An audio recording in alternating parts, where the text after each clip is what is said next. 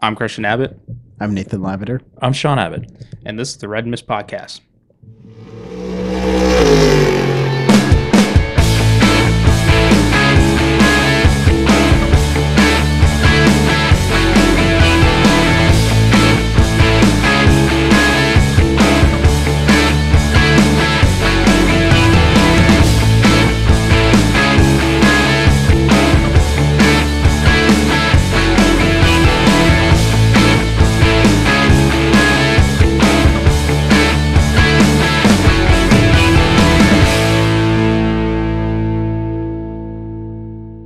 Hello, welcome to the Red Mist Podcast, Season 3, Episode 16.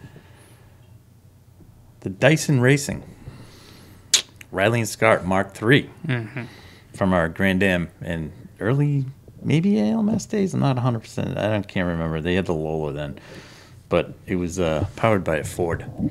Had a long list of drivers.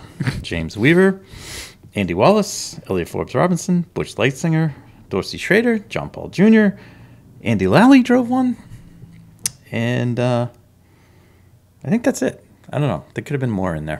Oh, Chris Dyson drove that, and Rob Dyson drove it. Sorry. There we go. I left out the two most important people on the team.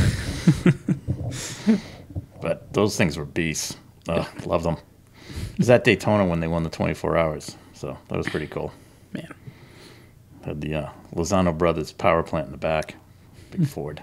Oof. Anyways, on tonight's episode, we'll talk NASCAR Dega. All you had to do was watch the finish for that. Formula One in China. IndyCar. Points race, thank God, at Long Beach. I thought it was a good race. Yeah. And then we had IMSA at Long Beach in what was probably a great race. We had GTP and the GTD cars, not the GTD Pro, but the GTD. Yeah. And then we'll have some news and notes. It's a busy weekend. So let's start at Talladega. Michael McDowell got pole. That's all you need to know. Michael McDowell led 98% of this race. Actually, 99.5% of this race he led. And then, hate to say it, didn't quite get the job done. Made a dumb move coming down the straightaway. And as, you know, when you block, not once, but twice, as they say, payback is a beep. And he basically spun himself out, even though Bad Brad was behind him. But his spin right in front of Bad Brad basically led to Tyler Reddick taking the win for the season. First race of the season for him. Congrats to 23XI. MJ was there. Good to see. Like to see MJ at the race. Yeah, heard he was partying after that. He was partying with Tyler Reddick's son. And then... you know, I guess you can. The last caution was absolute hilarity because so all the teams, you know, lined up to pit, you know, by brand. Okay. So the Toyota guys pitted first, and you know, so they're coming, and the race keeps going. So now it's like this might work out because, like, if a yellow flag comes. They'll jump to the front, but then everyone's behind them, and it's kind of... So this was like, if it goes green, these guys are going to be in front, and they're going to probably... Yeah. Nope. 4 of them decided to get together. Unfortunately, Eric Jones had a compression fracture in his back from it. He had nothing to do with it. And Darrell got a little frisky going into 3 and 4 and kind of set it off. And then, of course, Darrell's boss comes cruising through and just gets annihilated by somebody who's involved in it. And next thing you know, 4 Toyotas are out of the race, and everyone else gets the pit and sets up the caution. Fortunately, Reddick was high enough up in there that he was sitting pretty, and he did a great job. He just stayed right there. Bad Brad stayed right there too. I don't know what McDowell was doing. He just as soon as Brad made a move, he made a move, and it was just like, and then he came back, and then Brad, of course, McDowell moved, and as soon as Brad moved, McDowell moved. So Brad goes, screw it, I'm going to the bottom, and as he should. No, McDowell decides I'm going to go back down. Well, that's 2 blocks, and first off, hate blocks. Secondly, 2 blocks, you deserve what's coming. And he basically spun himself out on the second one because he got the aero wash off his car and Brad's car. Spun around in front of the whole field. Corey LaJoie finished on his side, Ricky Bobby style. And a lot of good cars that were up in the top 10 got thrown back, because of it. Because the finish line is further down. And but Reddick won. Bad Brad got second. Nothing he could. I mean, honestly, nothing he could do. It wasn't really his fault, But No. Noah Gragson got third, which was a good finish for him. He did all right. But yeah, I mean, Tyler can thank the 4 Toyotas for setting that one up. Yeah. But anyways, yeah. So there we go. The only newsworthy item from that race was pre-race. Kyle Larson basically had no pit crew. The fuel guy got suspended because the apron he was using wasn't approved or something, which splashes fuel on him. I mean, if the guy wants to go up in flames, let him. So he got spun out. He got taken out. He got removed from the race, and then from the previous race where they had the tire issue, the Jackman, the tire changer, and somebody else got. So there were 3 out of the 5 guys that go over the wall. Oh yeah, because he also had to serve a drive-through. Yeah. Too. And but he put out a funny meme, which was him. He goes, "This is me during the race today," and it was just one guy changing tires and stuff. Yeah. It was pretty good. I thought it was. He had some fun with it. So, anyways, that's kind of where we're at. I mean, it's not like any of that really mattered for him because he's already in the playoffs. Right. Yeah. But anyway, so basically locked up here. So we got Reddick into the playoffs. So the points overall didn't really change much. I mean, Keselowski moved a little bit further up, but he still needs a win to stay in. Truex is still your points leader without a win, but still need a win. Got to have a win. So, anyways, Denny didn't finish again because he got wiped out. So this is 2 in a row. It's not a bad streak. Yeah, but I know he's already in. I know he's in, but anyways. Imagine if it was Denny and Brad. Imagine those two if they took each other out. That would have been really good. All right, so we're off to Dover, Delaware this weekend. No, you're excited to the monster. I watched the run to the line. That was all I watched for last week, and I know last week I said I should look up and see how many races finish in that kind of style where there's just a late caution, whatever that. Yeah, produces these kinds of finishes. Right. But yeah, that just proved my point again. Yeah. So I got home so I could catch the end of the IndyCar race, which I watched. I got home and then I watched it, but then I went back and rewatched it to get the first half of the race. But because there was some shenanigans went on there, and then at that finished, and then I switched over and was able to catch a good chunk of the finish. So I caught the pit stops, then I caught the accident, then I caught the finish. So all I needed to watch for that race. Yeah. So I mean, good for them. They stayed out of trouble keeping the big one until really the end, and it wasn't a big one. Well, the big one was at the end, but the one before it, which is usually the big one. I also heard there was a massive fuel mileage race. It was, yeah. Where guys were just Yeah. McDowell was definitely out in front. 5 seconds off the pace or something they like were that. laying back, or McDowell was out there, and he's just coasting, and he wasn't. But everyone else was doing the same thing, so no one, it just turned into fuel mileage. Scott Dixon probably could have won that race by a mile. Yeah. Considering this. Yeah, we'll get to him. To that, yeah. All right. So, that's our NASCAR show. Promise, fans. We'll get a NASCAR expert on at some point. Or not. Well, at some point. Or maybe he'll return. Well, we'll see. All right, let's move on to Formula One, and welcome back to Shanghai. I actually forgot about this track. Like, I forgot what the track looked like, and then I realized, oh yeah, this is actually a pretty cool track. I don't mind this track. I think this one's fine. The only thing I think caught everybody out was did they resurface or reseal the track, or did they paint not the track but the lines? It was some. I think they painted it. Okay. The words I saw were paint, right. Not necessarily repaved. Well, they painted the grass because the grass caught on fire several times, even though it was raining. Still yet to know what was the cause of that. Yep, still haven't figured that out. Anyways, it was sprint race weekend. That was ever so exciting.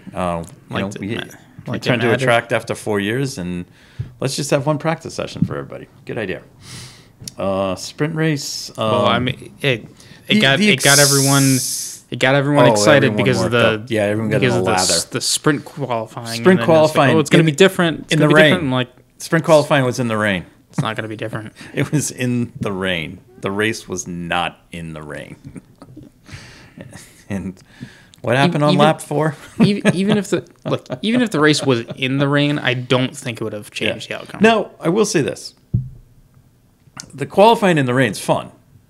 I like it. Yeah, because it mixes it up. Yeah. Had it rained on Saturday, I think we might have had a different winner. Yeah, maybe. The Red Bull's not. The Red Bull was. No, I don't. You don't I think don't so? think so. No, they would have got their act together. It's just time. Okay. With everything. Right. So I mean, if you had one practice session, then you just had to go for it. Yeah. So and then you saw teams or drivers make changes between the sprint race and then the qualifying session, let's and you either hit or miss there. Yeah. So I mean, which is I like that format. Yeah. Because it lets you make adjustments. Not you're just locked into the car that you have for the weekend after the sprint qualifying. I think we had some really good qualification runs from Lando, Lewis, Fred. Mm-hmm. Max was 4th for sprint. For sprint, right? And we get to the race. We have the race, and not that it was going to make much of a difference. I don't really know what Lando was. Lewis got past him. I don't know why he just didn't give up and fall behind him. I don't think he had that in his head. I know. I think he should have had in his head, because had he would have had a podium finish. Yes. But anyways, I mean, then again, you're the first ones into that turn, and probably the first time that you've been going around that turn like that side by side. So you're kind of in unknown territory of how it's going to come out. And then the lather of the crowd then evaporated as Max just started chewing into it, and ultimately passed Lewis, and literally romped off to a 13-second win. How many laps was the race? 19. That was essentially, when he passed them, it was essentially a second a lap he pulled out. Yeah. Okay. Checo was 3rd. The two Ferraris with a good scrap, inter-team scrap, so kind of working off their WEC counterparts. Finished 4th and 5th. Lando and Oscar were 6th and 7th. George, another fantastic 8th place, followed by Zhou Guanyu, or Guanyu Zhou, however you want to. How is he? Do you just call him Zhou? Zhou Guanyu. Yeah, Zhou Guanyu. Okay. And then he was in 9th, and then K-Mag was 10th. Now, does K-Mag get a point? No. Russell's the last. Only 8 get a point. Yeah. Okay. In the sprint. All right. That led us to qualifying, which was after the fact. And a disastrous qualification session for Lewis Hamilton. threw a big change at the car, and it was a big miss. Resulted in a 18th place start. So tough one there. Yeah, but again, I like the fact that they were still able to make a change, because if you thought you needed it, you could make it. Yep. George was consistent. He's consistently the 8th fastest car. Just to point that out. Surprise in qualifying, Nico Hülkenberg. Where did he qualify? 10th. 9th. Sorry. Okay. I'm going to say that's not a surprise. Do you think Valtteri qualifying 10th was a surprise? No. Okay. Well, the RBs and Sauber and Haas. So when we say RBs, we're talking Cash App, right? Toro Rosso. Yeah. We'll just say Toro Rosso. When those three teams qualify, they're all very similar in pace. So, but Haas has been, I shouldn't say that.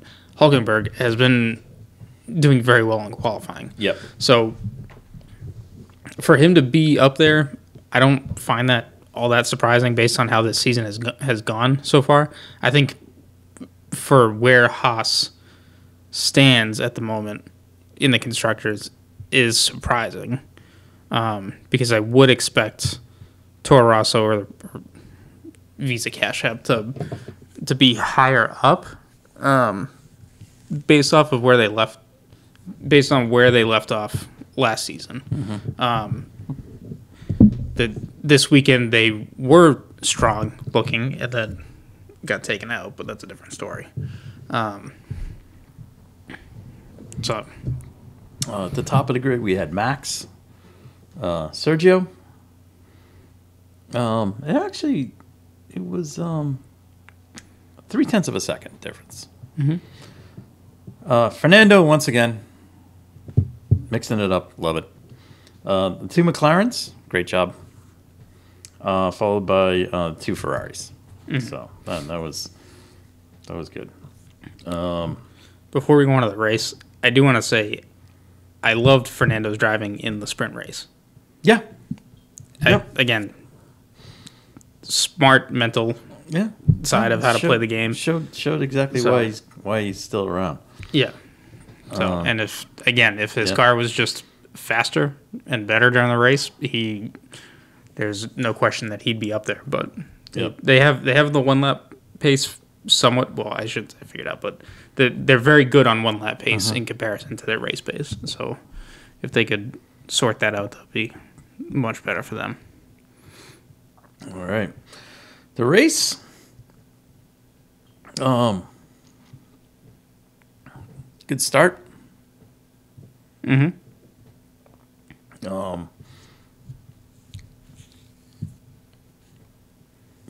Again, Max just he just starts starts pulling away, and everyone's left in the dust fighting amongst themselves. Yep. It's I'm a little disappointed with Checo.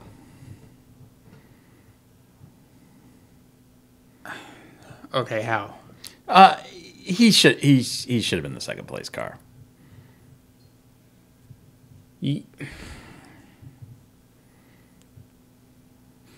I'm a little torn on it only because he got botched, or he got screwed in the strategy, because Norris benefited from pitting under a VSC to get him the track position. I guess, but anyways. I do see your point that there was another safety car after the fact, so you're already on him. So by that point, you should be able to get by him. And then he ended up finishing 6 seconds behind him. Yeah.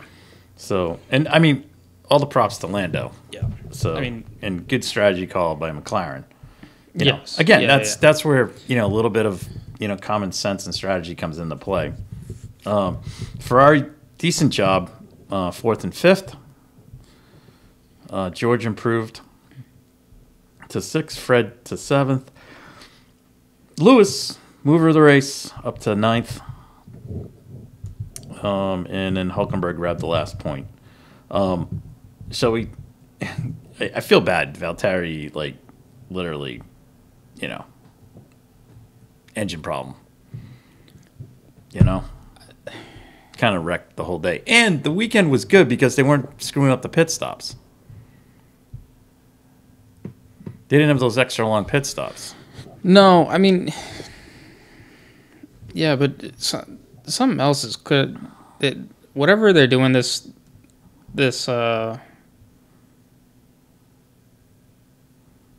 season isn't working out for them. Yeah. And not that I want to say that, they basically got Haas's engines where they were having problems for the past couple of years, but I mean, it seems like they're stuck with the bad luck right now. And I know some of it's self-inflicted versus that. But, and then, and then, so let's take a few minutes to talk about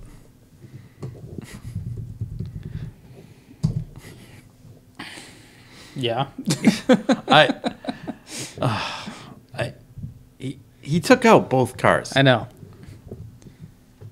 that, and no one's really on it because the team is backing him and taking that stance, and it's like, but like RB's like, you look at your onboard. Yeah, I mean, this is Ricardo was very. He was very upset. He was annoyed, and then when he saw the video, he was doubly annoyed, and then he was triply annoyed when he heard that Lance said it was his fault. That was Ricardo's fault. Yeah. No. It's just because then and again, this is Fred. He finishes 7th. That car that Stroll has is capable of finishing in the points. It's turning. It's like a 1-car point show for them. Yes, and that's the thing which is not sustainable. Yeah, it's not sustainable. It's what cost them 4th in the constructors last season. Let's say, and then if Fred, let's just say, had an issue, say he had a flat tire, came in, had a change, he wasn't going to get in the points. So now they're out of the points because, Daddy's cash is down there. I know it's. I don't know. I mean, I'll be honest with you. I don't know what they're going to do. They're going to have to do something. Since because I was curious about this. Since he's been in F1, he's only beaten his teammate once. In the points? Yes, at the end of a season. Who was that? Sergei Sorokin. At Williams. What did they get? Like, he got 2, Sergei got 1, he got 0. No. This is when Williams was still riding off points. Riding off of their high. Jesus. Are you serious? But yeah, that was he came. Can we bring back the GOAT? I know. There was 1 or 2 seasons where he was like close in points. So it wasn't like a runaway or anything like that. Like his last season against Vettel, he was close. Yeah. But it wasn't. Again, looking at the season as a whole, what I should do is look up his teammate head-to-head matchups for race results and see how that plays out. Yeah. But yeah, he's the good thing with them, like Aston, is that they're moving to Honda. Yeah. So the good thing is they if they stayed with Mercedes, Toto was going to intervene and go, I want Ocon in that seat, if they're going to make a change. Because he's, and they're just going to say, well, he's a Mercedes guy and you got a Mercedes motor. Mm. Whereas they're going to Honda. So, I mean, and if they're going to make a change at the end of this season, because they still have not said anything. Like, they announced Fred's back, but they've said nothing about who's going to be back. Lance's contract with Aston Martin has always been kept. Yeah. So secret. The question is, or private, I should do say. Let's say Sargent Lee. I mean, I don't think Logan's going to be back next year. Just my opinion. All right, unless the family writes a big check. Yeah. I mean, the only way Lance is staying, if they're going to make a change, he's going to Williams. They're going to write a big check, and he's going there. So he can't get anybody's way down there. And they're going to, like, if they were in their right mind, they'd sign Carlos. Aston Martin. Yeah. But everyone, the scuttlebutt on the street is that it's a huge offer that Audi's going to give him. So the question is, do you go there and you suck it for 2 years? Because 25, it's going to stink. 26, it's a crapshoot, but I can't, until they can get in there, until they get everybody in there, I don't know.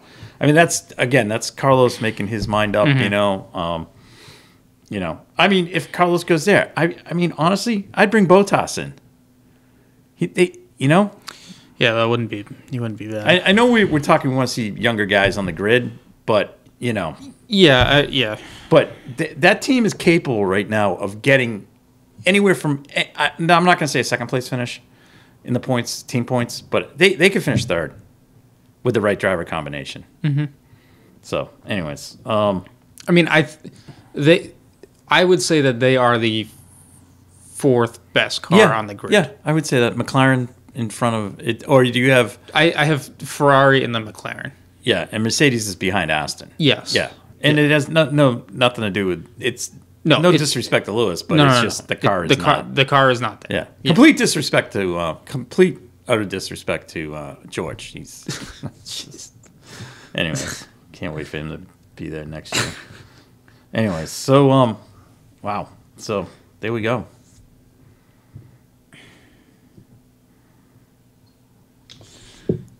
Yeah, why can't I find this?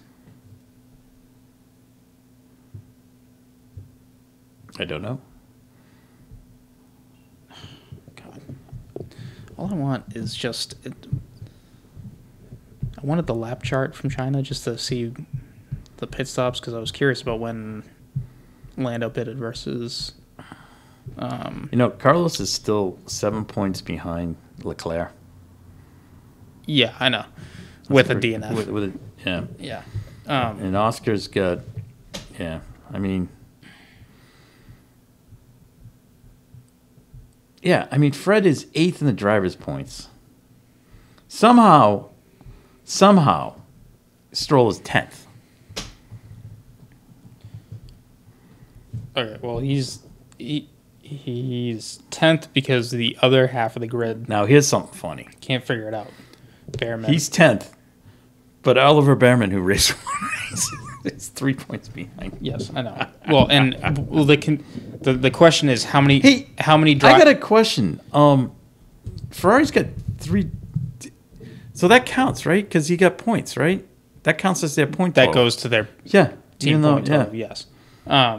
Sorry, because I just keep seeing, it's 3 drivers, but... No, the... oh, man. Wow. The better question is how many drivers will Behrman outscore by the end of the season? Crap. I mean, it is the teams that don't have points, it's 3. Yeah. I mean, literally, Haas has 5 points. I mean, and there's definitely some more points-paying races coming up for them. I mean, I think this week, not this weekend, but next week, 2 weeks, I think Miami? a chance there to get some points. I can't remember if they have a strong result there. I mean, look, the only thing that's saving Lance's season, well, I shouldn't say saving. The only thing that's elevating his season right now is the 6th place finish at Australia. Yeah.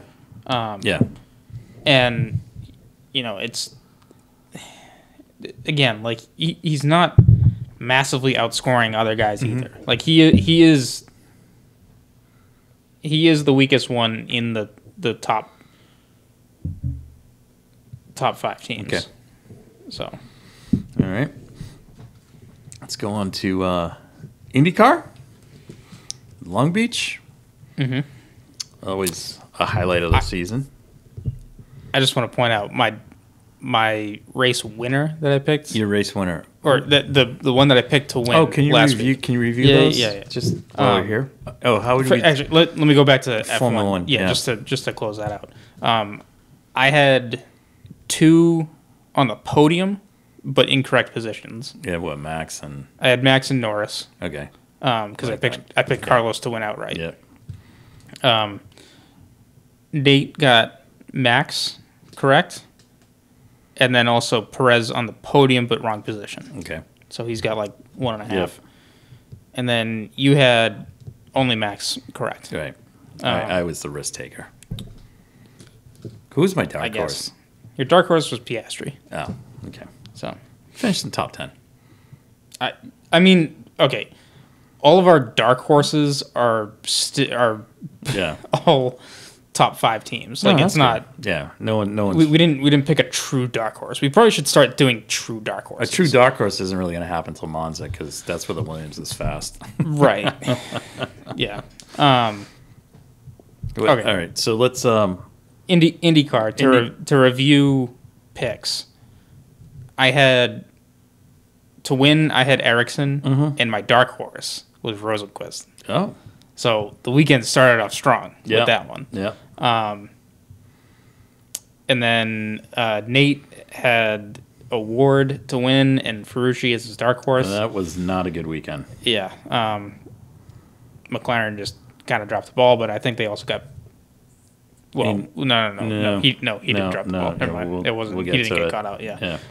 You had Plo to win. Yeah. And your dark horse was Dixon. Of course. Yes. So I got that feels illegal to have that as a dark horse. My other dark horse was I was gonna have Colton Herta, but I didn't want to jinx it. So all right. So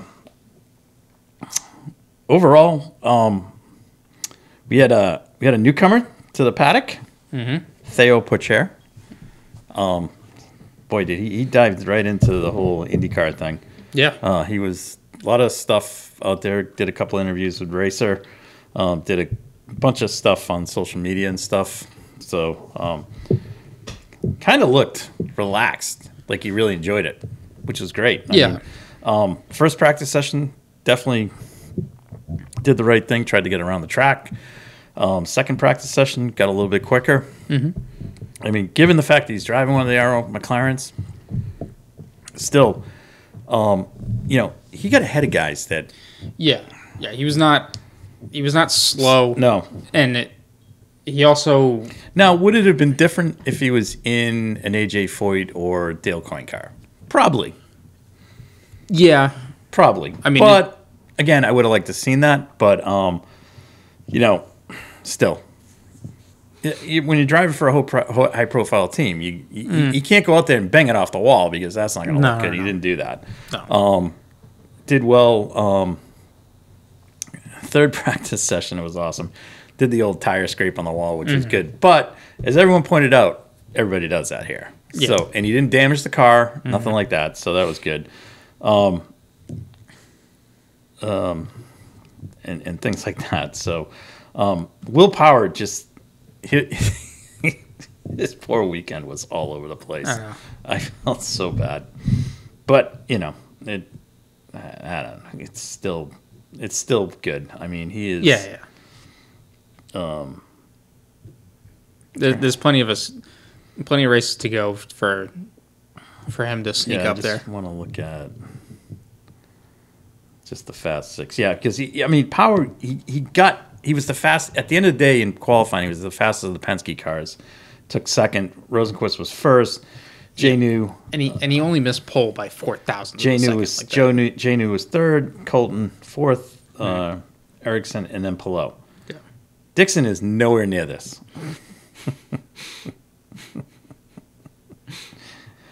It's even better. All right, let's go to the race here. Yep. So Dixon, overall the race was good. It was passing. Yeah, I thought it was fine. It was passing. Then it starts turning into the strategy race, and then of course. Yeah, to start, race goes green, and then like lap 15, 17. Who was it? Was it Rasmussen? Yeah, Christian Rasmussen. Yeah, he spun it off a wall, then hit one of the other cars. But the big incident early in the race. Noah Siegel. That's who he hit. Nolan Siegel. But the big incident in the race was Award getting into the back of Rossi. Yeah, that was lap 1. Yeah, you can't be doing that. No, I mean, he came in and he's like, I'm sorry. Yeah. But never mind. We'll talk later. No, that's one of his. It's his moments. It's just the small stuff that compounds at the end of the year. You're right. And anyway, so I mean, but now the race goes, and we get now Newgarden is definitely the hot fast car out there. Mm-hmm. But Ganassi's on the and Palou was on this too. Mm-hmm. Was on the fuel save strategy, and Colton was too, because Colton was he got 1 lap less than Dixon. When they were doing in mid because it was a 3-stop race. Yeah. The second stop, Colton went 1 lap longer. Dixon and Palou did the same thing.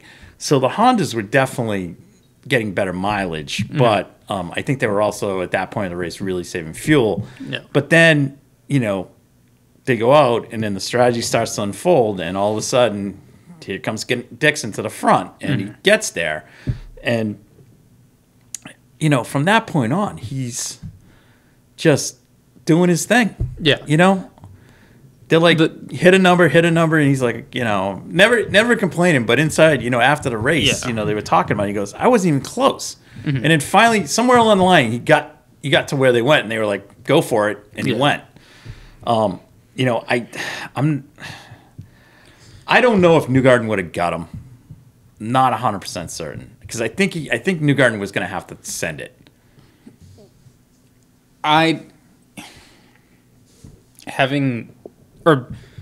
Watching him close the gap the way he did. Yeah, I thought he would have gotten him eventually, because I didn't at that point. Dixon wasn't hitting the number. Yeah, you didn't hear them giving the go to Dixon for him to do it. So I think he would have gotten him, but then he started playing the push to pass game. Who did? Dixon, yeah. Where he was saving enough and defending enough so everywhere else. Essentially, it was a net neutral lap. Yeah. So he was playing it smart there. Right. Which I thought Dixon was fine. Newgarden was chewing it up, trying to get by him. Yeah. And then unfortunately, you got to the hairpin and stuff happens. I mean,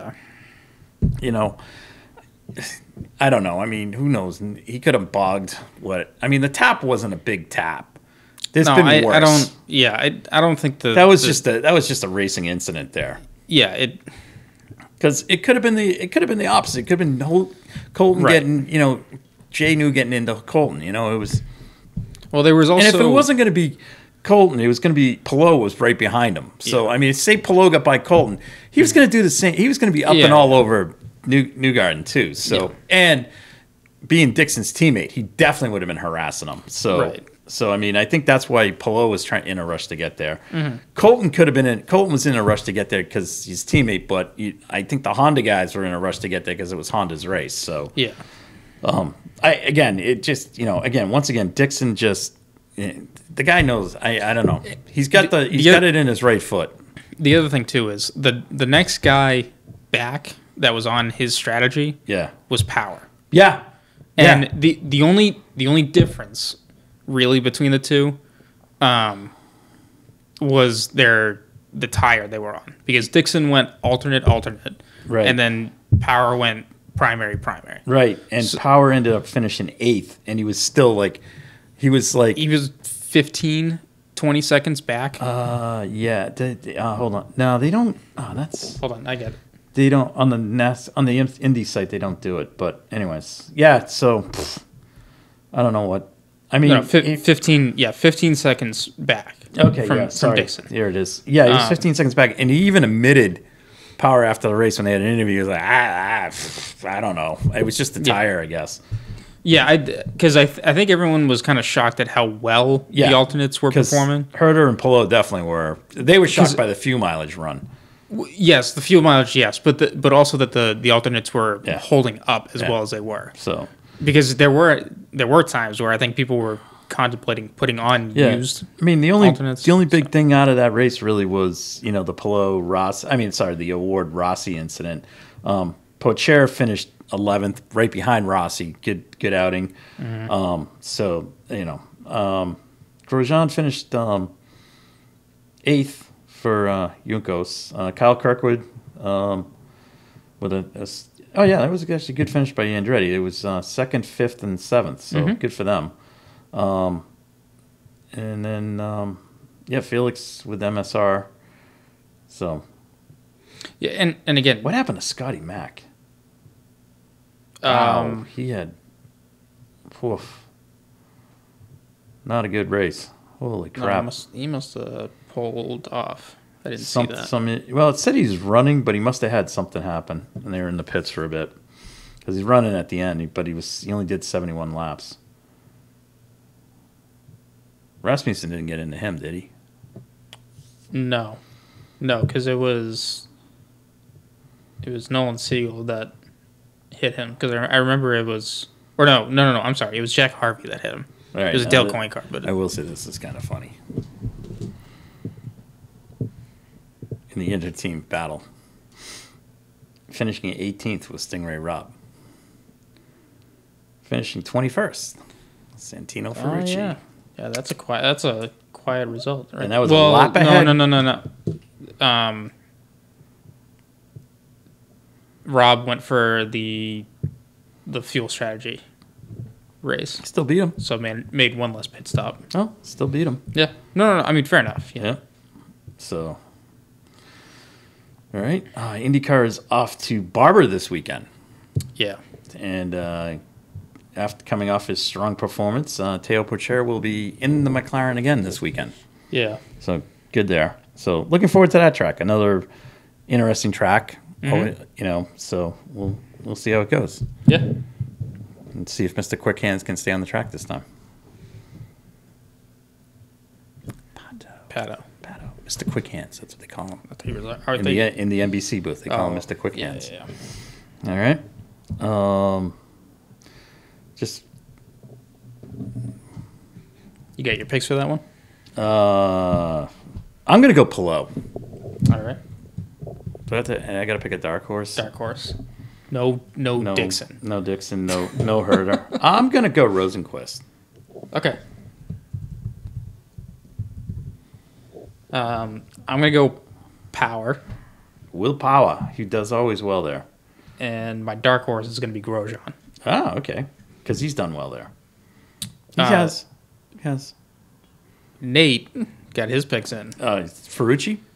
No. He was sensible this week. He went with McLaughlin. Did he actually get his picks in? He went with McLaughlin to win. McLaughlin. Sorry. Scott McLaughlin.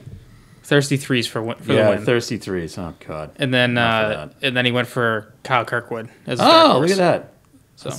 So. Went out on a limb. Mm-hmm. All right. And then J News got the points lead. Yes. But Dixon is second. Dixon's in second. Herder's in third. Palou, fourth. Will Power. And then Mr. Quick Hands. And then Rosenquist, Kirkwood, Rossi, and McLaughlin. That rounds out your top 10. Man. Barber and then the month of May. Yeah. It's coming up fast. It is. So, all right. What should we do? IMSA? Yeah. At Long Beach? Yep.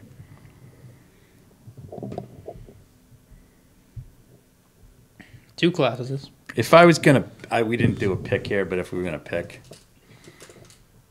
This is going to sound weak, but I would have picked Bourdais. What, for redemption after last year? No, just he for whatever reason on that track, he just knows what he's doing. No, so. I know.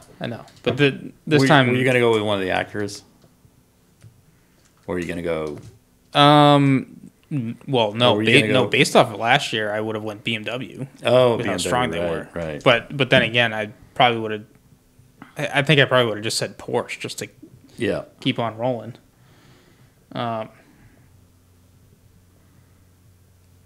Because I mean, at that track, it's just about being at the right place at the right time. That's half the battle. Yeah.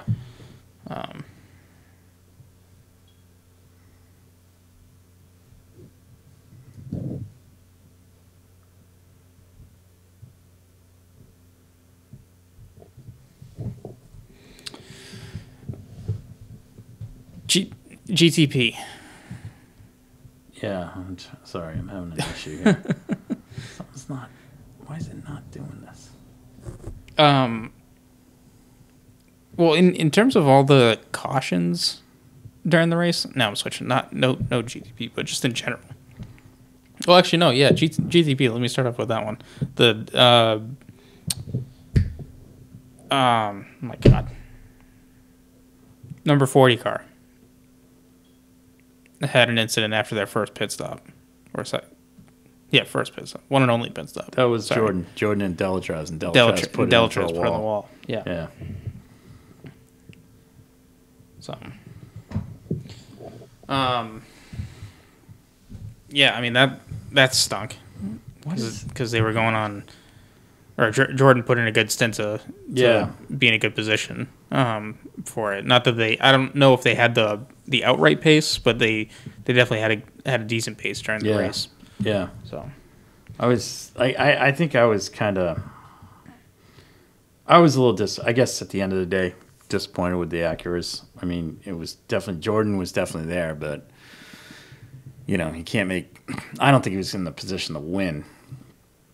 The Cadillacs definitely performed well there. Mm-hmm. And then the Porsches. It's just with Porsche, it's just by numbers, really. Yeah. I think they're all in the same kind of ballpark. I mean, in terms of that BMW just had a tough day overall. Mm-hmm. So,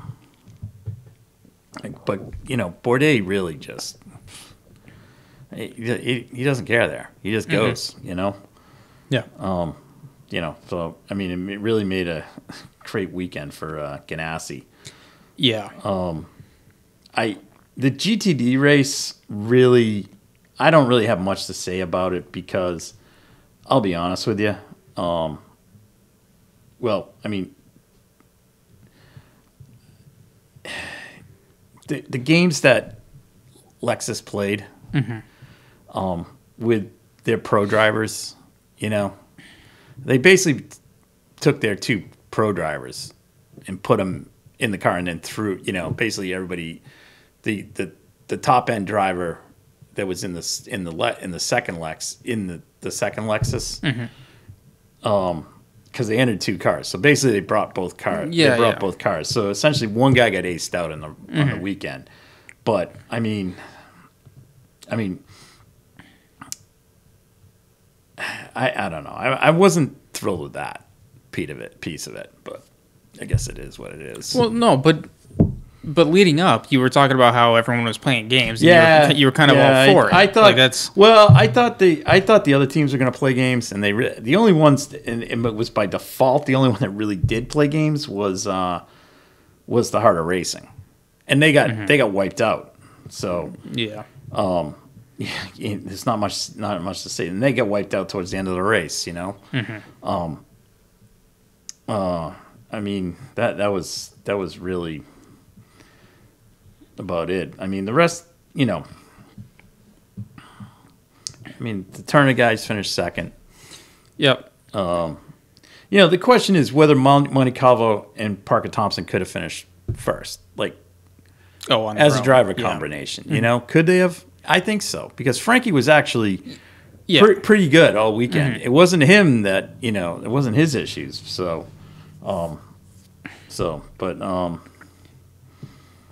and then, the the right motorsports guys. Ugh.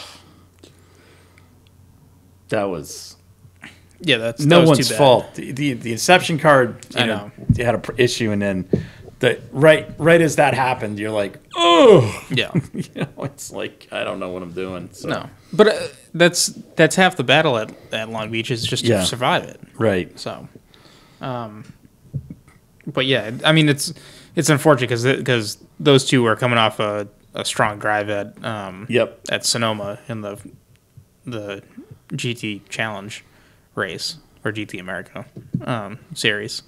So that was too bad to see that in there, but different track. Got to get through it all. So is what it is. The only thing I did miss with the GTD cars was what happened to one of the Lexuses. That was Monte Carlo and Hawksworth. Yeah.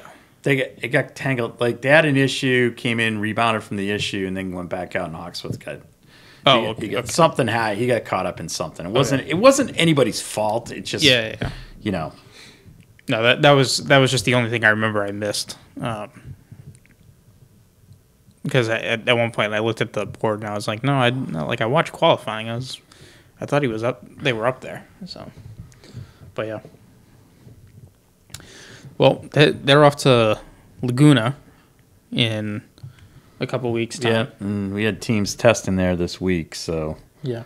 So that was actually they got a couple weeks off before they go. Yeah, they go there. They're not going to be there until the 12th of May. I mean, really, the only thing that's running next weekend, or I'm sorry, this weekend coming up. Is IndyCar at Barber, and then there's MotoGP at Jerez. And Barber, that'll be the full complement of the Indy Ladder Series, I believe. Oh, that'll be good. Yeah, so that'll be good. All right, let's go talk some WEC racing. 6 hours of Imola. I would call this redemption for Toyota. Yeah, very much so. As they benefited from, it's funny. The one thing the Ferrari team in WEC hasn't fallen on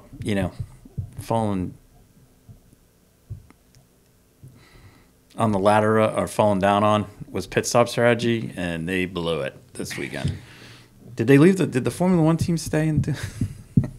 Yeah. Well, okay. Well, so that's everyone's jokes about it, but honestly, that's the first time that I know. They've done that. I'm just saying. And the race was very close. It was for what it was. Yeah, it was. It was. So I mean that was a very good race, and to have the race come down to the time gaps that it was not a. They had 5 cars on the lead lap. Yes. At Imola, which is impressive. Yeah. And if I look, I mean, did all of the BMW didn't. One of the BMWs, the 960, one of the BMWs was out early, and one of the Porsches, the Proton Porsche, was out. But all the rest of them, they all finished. Yeah. The Azzato finished, the Alpine finished, and the Lamborghini finished. So the things are building up here. I think it's gonna be interesting when we get to Spa. The Hertz guys, the Hertz Team Jota guys they're hanging around in there. Yeah, I mean, Jota knows what they're doing. Right. So right. It's unfortunate we just haven't seen that out of the Proton guys yet. Yeah, with their driver lineup, but well, the other thing too with Proton is, I wonder if it's too many cars. Yeah, because they're doing the Mustangs. Yes, they're doing the Mustangs, the Porsche, and then they're doing something in EMS too. Yeah, it's a lot. Aren't they doing something over here? Okay, they are. They have the Proton, the Mustang sampling cars. Proton. The only thing I will say, but I think they've done it the right way, is WRT. Yeah. Because they are running 4 BMWs, 2 in GTP, 2 in GT3. Right. In WEC.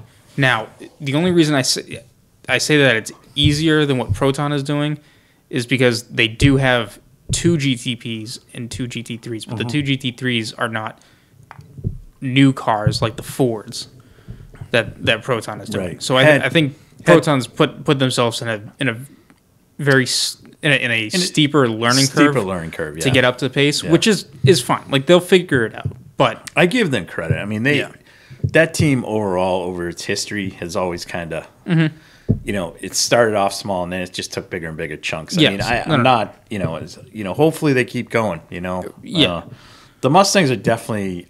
I don't think it's their issue. I think it's just the overall concept of the car right now. It's the first year. Yeah, it's the first year. You got to learn it. So you're taking swings. It's the same deal with the Corvette. The Corvette in IMSA is not the Corvette that was in IMSA last year. No, and it's also not the factory run. Even the factory ones, the Pratt Miller ones. Yeah, no, it's true. It's a good point. There's those cars. They're GT3. They're brand new. They're not the GT. They're not the homologated GT3. Right. No, it's a totally different. Because that's just you're tweaking things down off of what you had on your really successful platform.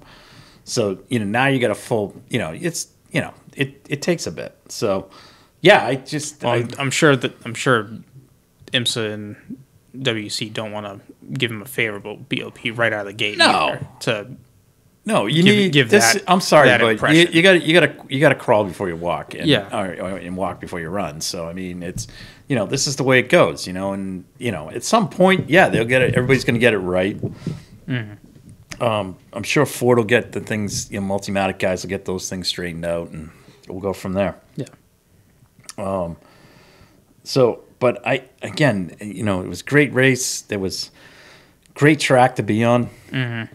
A lot of passing, which is awesome. I mean, I don't care. It's just, racing is passing. It's not getting out there and doing things. It was a challenging track too. We had the weather involved, so yeah. And it's a proper old school track. Yes. It has its built-in penalties. Yeah, which is great. Mm-hmm.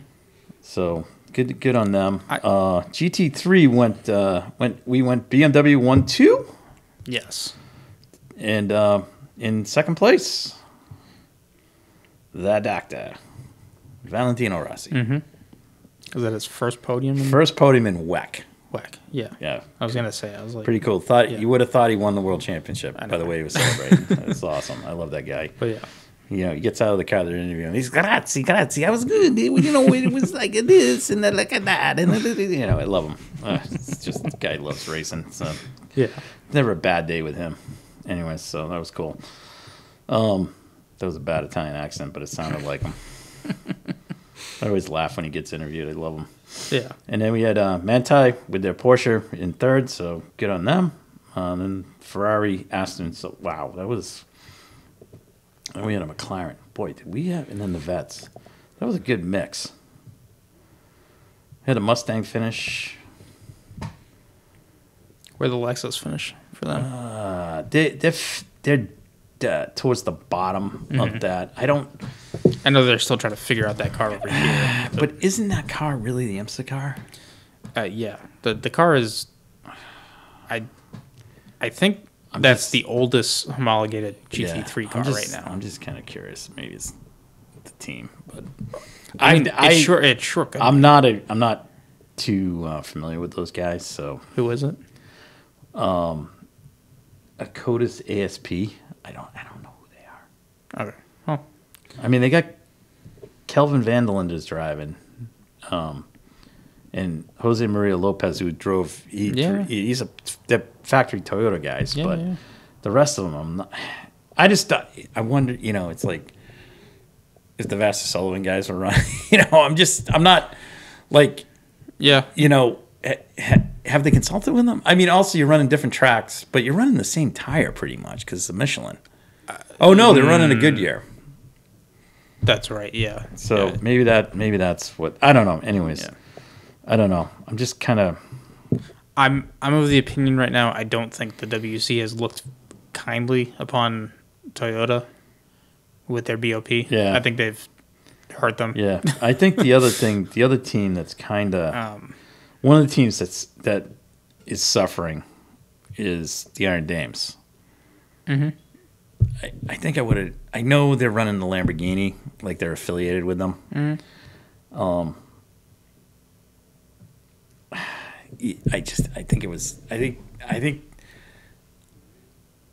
I think the Porsche is just a better car than the Lambo in a GT3 complex. I mean, could be.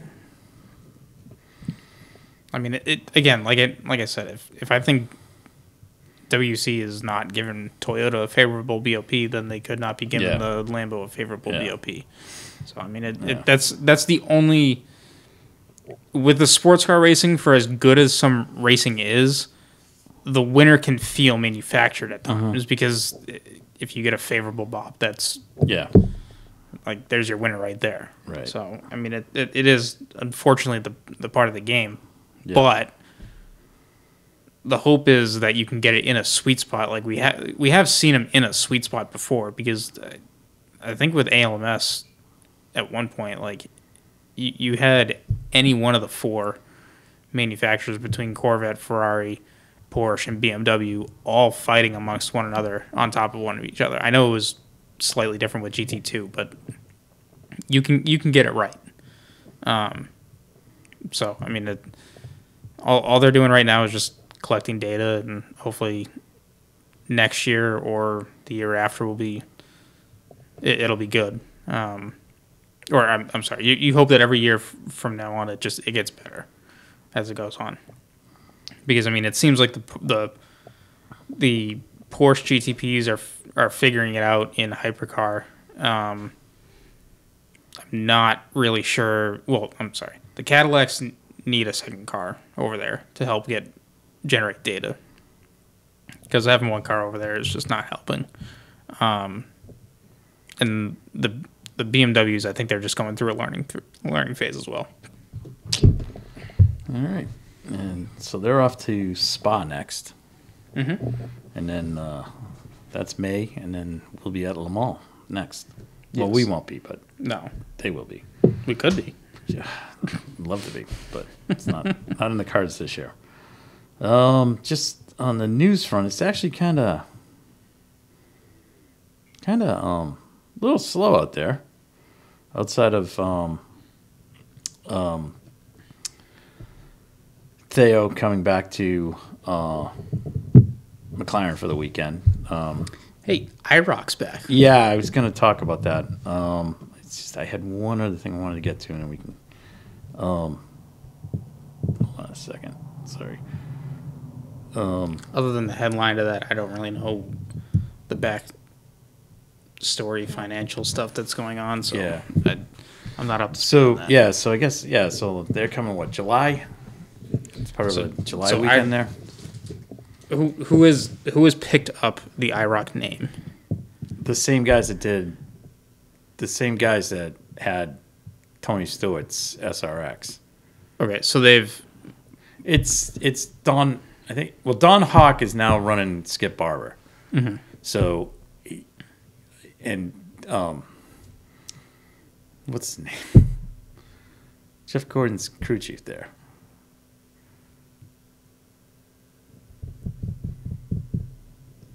I don't know these guys. Why? You don't know NASCAR?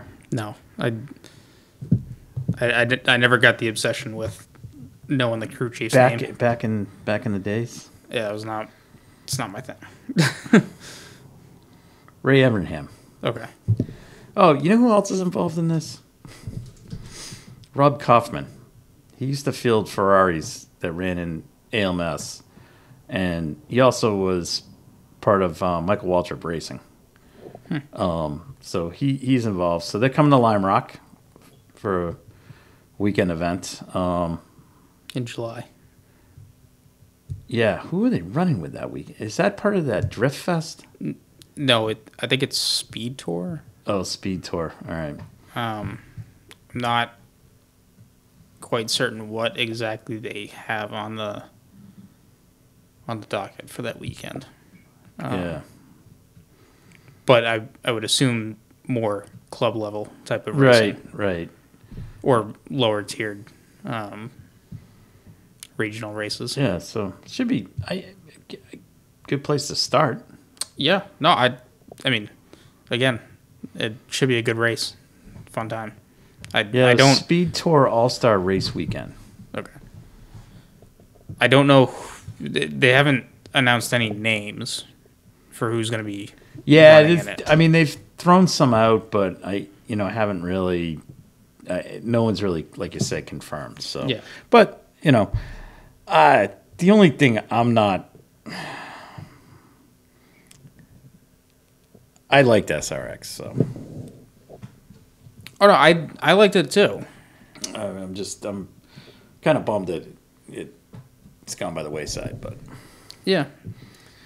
Anyways, I guess see how this goes. Mm-hmm. So, other than that, it's kind of slow, which is kind of we're into it.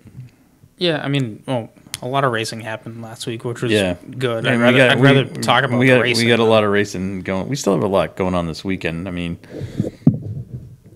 IndyCar. Yeah, it's IndyCar and MotoGP this weekend. Yeah. I don't have any other. You're not gonna tune in. Oh, to Dover? No. Look, this will probably be one of the races that don't go to overtime. Yeah, probably won't be. It's just gonna be another fun one. But anyways, we did our picks, and so I think on that note, good night. Thank you guys for listening to the Red Mist Podcast, hosted by Christian Abbott, Sean Abbott, and Nathan Lavin. It's produced by Christian Abbott, and music is by Alex Wart and Harrison Tate.